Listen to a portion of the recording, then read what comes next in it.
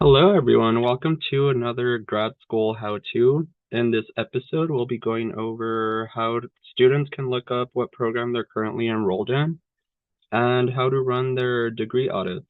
As everyone knows, once we get closer to graduation, these items become really important, but it's in everyone's best interest that you become well-versed in it as early as possible. So starting off, where exactly do you go to know what program you're currently enrolled in? Especially if you're in a department that has many programs like TPEL. How do you know which program you're enrolled in exactly? Well, that information can be found by going to your homepage on your my.nmsu.edu, scrolling down to the Student tab, hitting Records/Degree Application,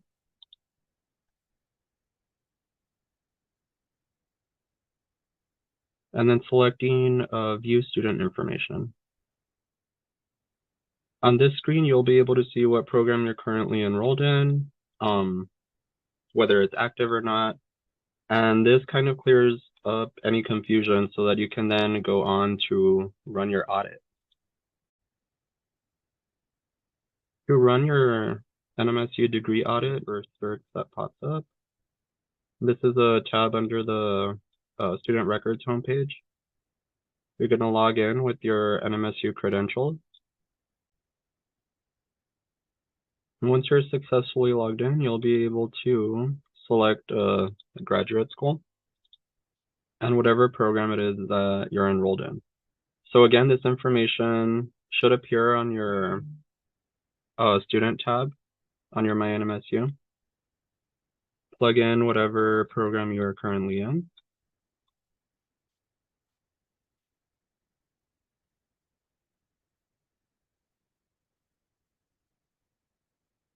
And the year that you started up.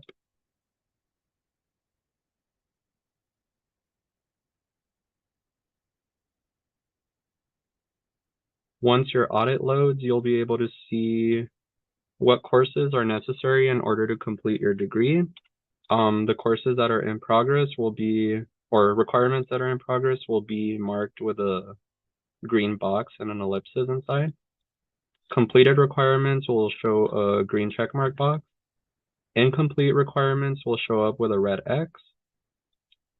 And as you advance through your program, more and more of these boxes will become filled up until eventually they all become green, at which point you'll know that you've completed all the requirements for your program. However, let's say you took a course that was only offered as a one-time thing, or you have a requirement that's satisfied by some other course that's not listed on here. If that's the case, we're going to come over to the grad school website, hit current students, and the graduate forms. You should be familiar with all of these because this is where all the popular forms are listed. And we're going to fill out a degree audit exception form. What used to be form previously is now completed completely electronically. So once we get to this section of the degree audit exception form, we're going to go ahead and fill out information. Make sure you use your @NMSU email address. Make sure you enter your 800 number. You will see if a field is incorrectly listed, it'll be highlighted red for you, so it'll detect that. And enter date of birth. And all of this is required in order to match that form to your student record so that once it starts going down the processing route, we won't lose track of it. Select your campus, whether you're doing pursuing a degree at the main campus or NMSU Global. And you'll be able to select your degree program from these drop downs also.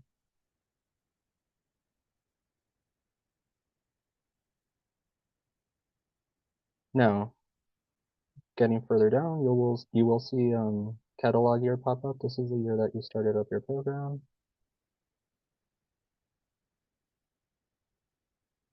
You also have this option if your program is a little older than when the dropdown started tracking certain programs. That's fine. You will need to enter your advisor's name and email address as well. Again, at NMSU. You will also need to upload a copy of your current degree audit. So the degree audit that we just ran before, you'll go ahead and save that as a PDF and be able to upload that since it will be a requirement. Now, if you have any minors, you'll go ahead and put those in there as well. Otherwise, you could just go ahead and leave that part blank. This is where you have to be a little more accurate regarding what you input here because this is what we're requesting to change from for.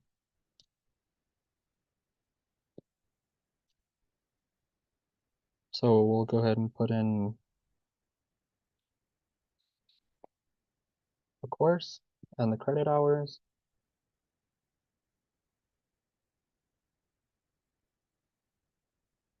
And this is going to be the course that you want to use to replace that.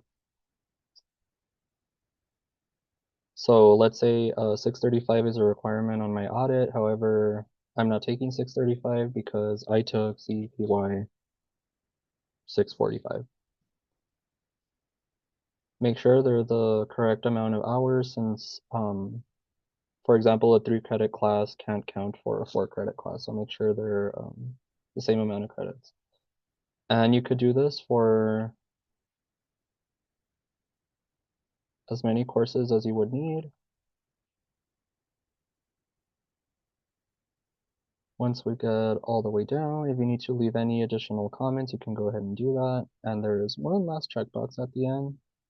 If you are a master's or EDS student, you'll have to select that box that certifies that your courses are not more than 7 years. However, if they're not older, or if they are older than 7 years, we will also need to attach a memo from your advisor basically saying, giving a rationale for using that course even though it's older than 7 years.